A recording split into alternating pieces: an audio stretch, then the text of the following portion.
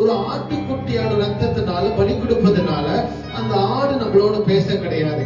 மனுஷன் பேசிக்கிட்டு பலி கொடுக்கிறாங்க. மனுஷன் பேசி நம்ம இப்படி ஒரு காவல் கொடுப்போம், இப்படி ஒரு பலி கொடுப்போம், இப்படி ஒரு காரியங்கள் செய்வோம், இப்படி ஒரு சுத்திகரிப்பு பண்ணிக்குவோம். இதெல்லாம் மனுஷன் பேசுறது விளக்குதா?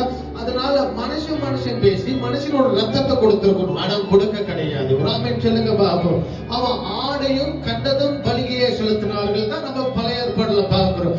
ஆனா அதே போல இந்த புதிய ஏற்பாடுல கிறிஸ்துவுக்கு முன்னும் கிறிஸ்துவுக்கு பின்னும் அவர் எனக்கு இறங்கி வந்து அவர் என்னோட பேசி அவர் எனக்கு விளங்க செய்து என் பாவத்தை சுற்றி காட்டி நான் பரிசுத்தத்துல இருக்கணும், பரிசுத்த ஆராதனை, பரிசுத்த நடத்துறல், பரிசுத்த பேச்சு, பரிசுத்த பாவனை, பரிசுத்தத்திலே வாழணும் என்பது சொல்லி அடையாளங்களை எனக்கு சொல்லி அவர் சொன்னது ஒரு ரத்தம் பரிசுத்தமான ரத்தம் சிந்தப்படணும் சொல்லி எனக்காக பேசி அவரோட ரத்தமே இந்த பூமியில சிந்தப்பட்டது.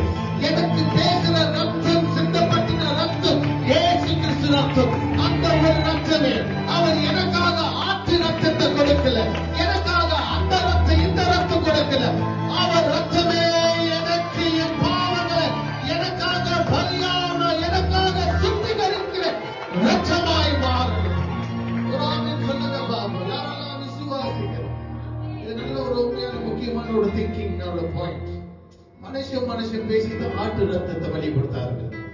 ஆனா இயேசு இறங்கி வந்து அவர் என்னோட பேசி அவரோட ரத்தத்தை பலி